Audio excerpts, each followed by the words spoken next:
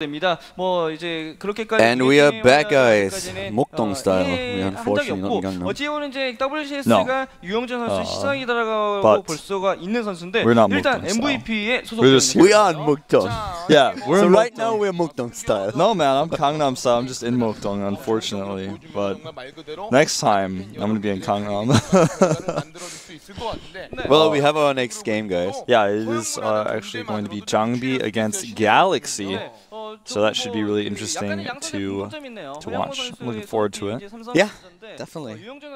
Let's see what he can do. But both of them maybe a Casper player advancing now. Yeah. I'm calling Puppy Eyes now. That's his new nickname. You can call him that. That's fine. Jangbi currently with a 4-2 record in StarCraft 2, only coming out 6 times. And there he is. And that's Galaxy. You guys have seen him on the bench before. Never come out in the team league though. This guy is a training partner for a lot of players in Korea. I noticed that basically he's close with all the teams. He's moved around a few times. Almost joined FX Open, in fact, but instead stuck with MVP. Some people might know him because when Grubby was in Korea, he organized a couple of show games, and one of the matches that he played was against Galaxy, who won with 3-0 or 3-1. This is already quite a long time ago, though. But if you followed Grubby back then you should definitely know him. Yeah.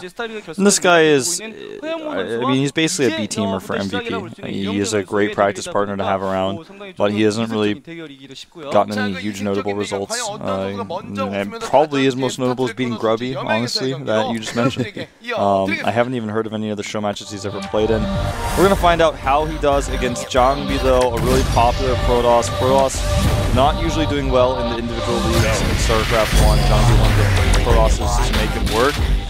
Fionn just stated that Galaxy looks like Symbol. No, he doesn't. No. Not well, at all. I can see what he means, shocked. But, like, no. Nah, I'm shocked. Alright, here is Samsung Khan's Jangbi, or Samsung Jeonja there. The Protoss player on a Daybreak, our map in a game number 1. And to the bottom left of the map we have our MVP player. And the game is actually being paused immediately. Yep, some sort of problem. I don't know what it is going to be in fact just yet. 한 75% 정도의 확률이 looks like Kisada knows, but I didn't hear what he just said. I didn't think he figured it out though. All I heard was him pointing at the screen. I think he said Peck%, like 100% something. It's 100%. He's 100% sure that what happened, but I just don't know what it is. I guess we're going to get back in the game pretty soon. Oh, hotkey problem, okay. Alright, yeah, the Protoss player apparently not completely set up here. Well, that's fine, we have another couple of minutes to spare, and I guess it won't take long for him to fix this, and the game, well, he realized it early enough, so that's okay. We'll see what this guy can really pull off. I'm looking forward to seeing Jangbi's transition into StarCraft 2. This guy is one of the stars of his team. I think that he can prove himself in StarCraft 2. He's still young, very talented player. Only time will tell for all these guys, though. They are currently, by the way, playing in a group I. And Galaxy just patiently waiting right now. I'm trying to just refresh the group and let's see, because I think that we already have the opponent for the next match. Whoever's going to advance here is probably going to meet, yeah, it's Lovesick. So Galaxy or Jangbi, they will meet Lovesick, and in the same bracket, in the same half of the bracket, we have Bomber against Deer. It's already the quarterfinals that Bomber is playing. So also advancing was in the lower part of the bracket was Hydra. He's up against Stream now, against Zenix Stream. That's going to be actually really interesting. How is he going to change his nickname? Will he be Startail Dream now, or will he add the X to his nickname? Oh, that's a good question. Here's MVP Galaxy, but yeah, he'll probably. I bet he probably names himself Startail Extreme. He could be Startail Dream as well, though. That is a really That would just sound silly after a few months, because when new people just join the StarCraft community, they wouldn't get the idea at all, so I think at some point he has to make a change. There is, you know, for example, ASD was ASD FOU, and he became FXO ASD rather than becoming ASD FXO. He was allowed the exception, didn't take it. Some people were asking earlier, by the way, why Jaedong is not playing. Whoa! And is currently in the bracket. It basically shows that he got a dev win, but that's not the case. The thing is that after yesterday, the Caspar announced the invite players, and one of them was actually Effort, and the other one was Jaedong. So both of them did not have to play today. They're already seeded for the WCS. It's going to be next month, the qualifier in Korea. It will be streamed on GOM TV, so guys, don't worry if you are having a look at the bracket right now and you think that Jaedong lost. He did not. He was seeded, and that's why he didn't play today. Yeah, he was able to have enough points in Pro League to get through that seeding. The seeding was done not randomly. A lot of people, why didn't Flash get a seed? Why didn't Flash get a seed? Well, Flash didn't win enough games, so that's the reason. Exactly. They went after the total Pro League wins, so that's why Rain, Effort, Hero, Roro got the seeds, Jaedong as well. And I think 2 of them are still pending. It's not quite sure yet who will receive them. Or Trap. Sulky played yesterday and lost, but he still may get a seed. I guess it's going to depend on whether or not either of these players get a win before WCS in Pro League, or they may just decide to have them play a playoff match or something. It's not decided yet, but it's either going to be Trap or Sulky who gets the final seed. Currently we have Jungbi up against Galaxy, as mentioned earlier, and we have the cannon already in position for Galaxy. The expansion is being built. Sorry, the cannon obviously for Jungbi, the hatch being built for Galaxy here. The Zerglings just trying to chase away any kind of potential probe on the map. Daybreak, very map that has been figured out for quite a while, and as Wolf pointed out, Galaxy does not have all this many results, so Jungbi, if he is on the same level that most of the Caspar players were so far that we've seen today and yesterday, he definitely has a chance against Galaxy here. We'll see what he's got planned, for sure. I expect to see a timing attack from him. This is what we saw earlier from some of our players yesterday, some of the Caspar players against Zergs. Protoss is going for early attacks. Bisu, in fact, going Dark Templar, trying to go for Blink Stalker follow-up, and then in the second game, going just straight up Blink Stalker. And I think we're going to see something like this from Jungbi as well. See when he starts that +1, if he gets it at all. Going Stargate play is always an option, but I just don't think that some of these Caspar players are going to feel as comfortable with a build like that. There is +1. He sees the third base as well, something that Galaxy was not able to deny him. And currently with the +1 timing already being started, we'll definitely see some kind of gateway-centered attack here from Jungbi. And of course the Overlord for Galaxy is already getting into position here at the top right of the main base. It's actually a good position to be in, so he has the second one at the natural. He could actually get a third one to the left side of the main base. Yeah, he could if he wanted to. And you know, I want to mention that Jungbi's Warp Gate research is very late. He had that core done for quite some time, and he's starting it late. So he's gonna, if he wants to hit that +1 timing, he's gonna have to spend some chronos. He's showing a third gas here to Galaxy, and that's something that he can still attack with gateways with if he wants to. But with the timing of this core, he's got to chrono boost that if he wants to, and we see him right there chrono boosting it. He needs to get that out. It's the same research time as the +1, but he started +1 before the core was even done. Spent a chrono boost on that Warp Gate research. He's trying to get it through, and here we go. 1, 2, and likely 3 as soon as he has 150 minerals. Yep. 4 gateway, +1 timing here. And this is exactly what you mentioned. With no overload on the left side, he may not actually be able to see this, as now Jungbi has units on the right side of his main base to shut this down. He does not know. He's going for the center timing with this Ro16. He's actually a little bit quicker than most Zerg players. Started it at 6:30, and now we have no evolution chamber just yet, but he's probably going to add on an additional one very soon. Spying Crawler already getting into position. And you're right, so far Galaxy has no idea what Jungbi is doing. He does not really know about what's going on the main base. Speed is going to be researched. He's just trying to prepare for any kind of push that the Protoss player could start. But he does not really know. He didn't see the pylon, he didn't see those gates. So let's see how exactly he's going to react to this. If he will be ready, that's the main question. That is the main question indeed. This is going to be quite curious to see. He's got roaches on the way. He's making a lot of spines. Made, I believe, 3 already, including this one that's just finishing right now. So it's going to help him out a little bit. 2 at the third base here. And the first 4 Zealots are spotted. They're not going to be able to do anything alone, though. Not with these Spine Crawlers here. Even with all these Zealots, with the roaches that are about to pop, I think he's going to hold this quite easily.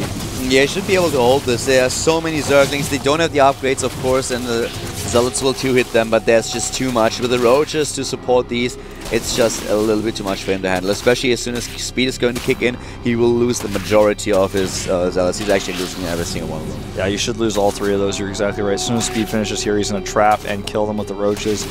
There's a few seconds left, about 6 in fact, and there it is. Boom. Bye-bye. Pylon goes down.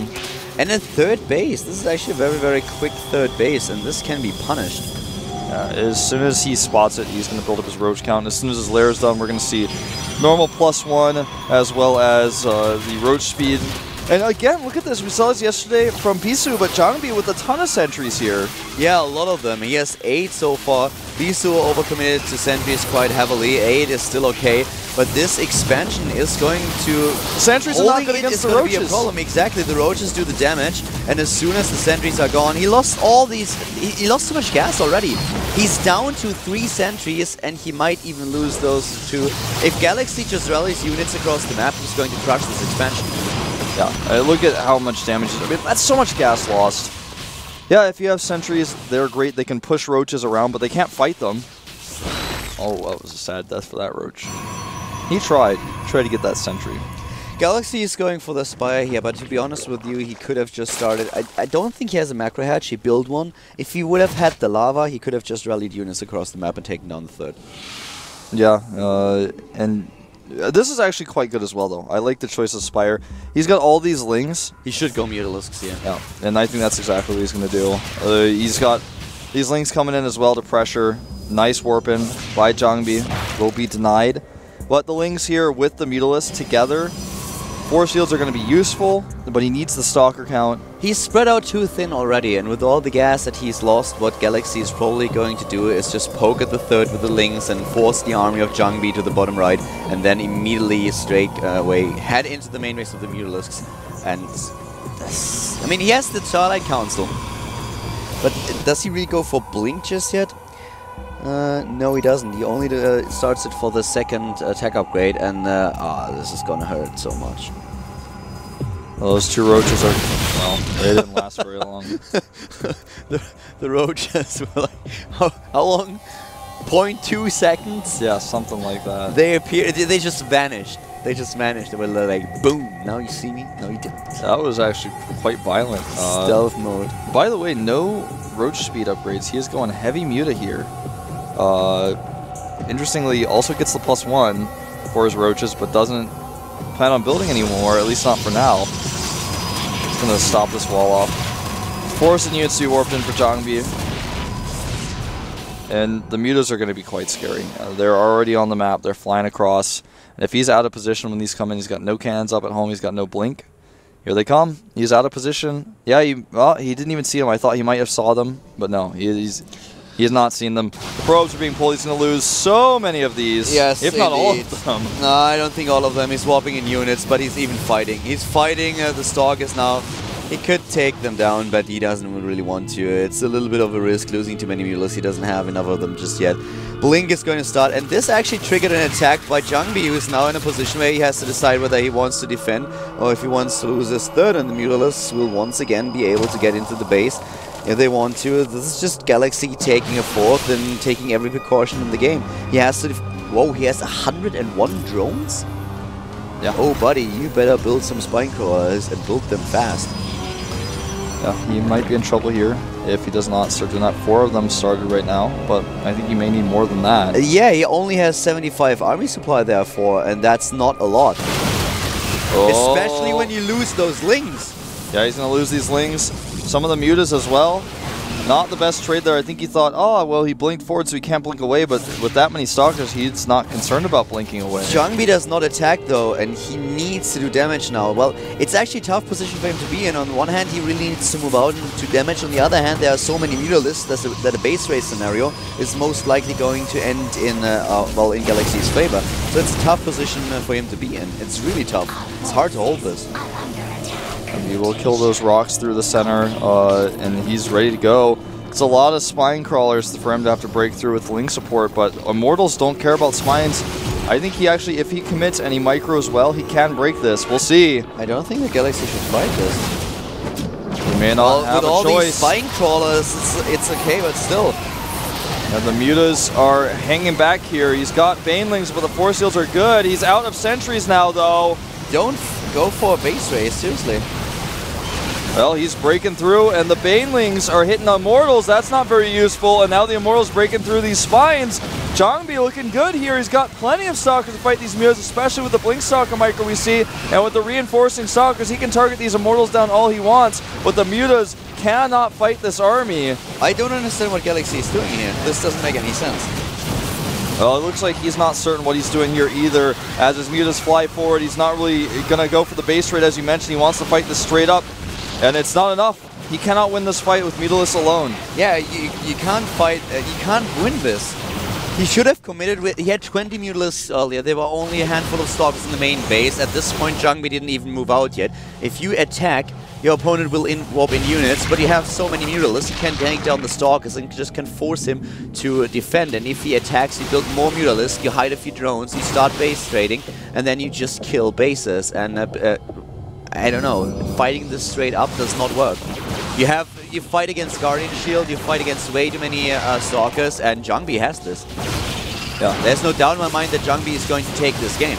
I think so too. Look at this. He needs to be careful with his micro, but that's not something that I'm really worried about with him. If the Guardian Shield needs to go up now, there are 2 sentries. He needs the Guardian Shield against the Mutalisks. I'm not sure if he has enough energy. If he does, then I'm sure he would be using it. And actually, he loses too much here. He loses. He fights against way too many Zerglings and drones here. He could have retreated into the choke point a lot earlier, and now he suddenly is out of Stalkers. Jongbi should have won this engagement, but he fought the drones more than he fought the Mutalisks. He needs to target fire the Mutalisks, then he's fine. And of course try to make sure that there's not a lot of surface area for the melee units of the Zerg to attack. Well, I think he's still in a really good spot here with the amount of Stalkers he has, but you're right, he could have done a lot better. Warping in some more units here, and Galaxy's not out of this yet. If he can keep these Mutas active, if he can keep them attacking these Stalkers while the Stalkers are fighting the melee units, if he uses them with a good combo, this is something that Protoss players never really dealt with well a few years ago. But I mean, this is maybe too much actually. The Stalkers are in 2 groups, and he should be having them all together. And the blink was a problem too. He offensively blinked into the Zerglings, and therefore he could not retreat. Yes, he has the economy to warp in additional ones, but this gives Galaxy an opening again. Well, Jongbi has just too many Stalkers. I feel he's going to kill several more of these Mutas, and finally Galaxy escapes with his Mutas. I'm a little bit disappointed he's not trying to harass them even a little bit. He's just flying around the map, and that's not helping anything. It's not defending his bases, and it's not harassing and making Jongbi turn around. And Jongbi, I think, is going to go straight for the natural now, starting to kill some of these long-distance mining drones. Killing that forward pylon is really important. It means there will be no more close Stalkers reinforcing on the battlefield right now. That's a lot of Zerglings, but the Stalker count is practically just as high, and he's going to get the choke point this time. Yeah, this time he blinks back into the choke point. This is a way better position for him to be in. He should have done this in the first place when the first fight occurred, and then he would have probably already won the game, but now he's in a great position. He takes down the Zerglings and the Mutalisks, and now Galaxy this is spiraling out of control for him. GG, says Galaxy, and Galaxy took Mutas to the next level. Most people would try to trade, would try to force that base trade, but Galaxy, unlike most pro gamers, actually said, I'm going to defend with my Mutalisks, and in the end he did not. It was definitely the wrong call. I agree. He could have been way more aggressive with the Mutalisks. He had the opportunity, he did not want to fight those Stalkers, and it's always a little bit tricky. If you actually fight against Stalkers, you have to be so aware if there are other Stalkers nearby that can blink to reinforce the first few that try to defend the base. But yeah, Jongbi with a few engagements that he should have avoided. This offensive blink was a mistake. He had Stalkers in the vicinity that were able to help out, but he was actually in danger of losing everything. And of course, the first fight on the high ground also a bit of a risk. He should retreating into the choke point, as he did in the last fight, would have been better. But still, he won the game, and I have to say that both of them, with for a Zerg player that played StarCraft 2 for a long time, it was a lot of uncharacteristic mistakes. For Jongbi, I mean, he made some mistakes, but he has not not been around in StarCraft 2 for that long, so I think that's actually something that you can just neglect at this point. He played well overall, and the few wrong engagements that he took, that's something that he will just smooth out over time, and yeah, when he gets the experience how to deal with these situations. Yeah, it'll come with experience. You're exactly right there. Curious to see what the next map is going to be. Galaxy, I have to say, made too many mistakes for being a veteran. I was a little bit underwhelmed because if you are Zerg and you play against Protoss, you have to have played mutalist space trades very often. Yeah, like a ton of times. If you're gonna go for mutas, that actually is gonna be like part of your plan. It's like your backup plan for if things get hairy. And he was like, no, even though you got no cannons up and you're not even that far across the map, I'm just gonna try to defend. He had a lot of spines, but when there are that many immortals on the map, spines just die practically instantly. He went for the banelings as well, but there were a ton of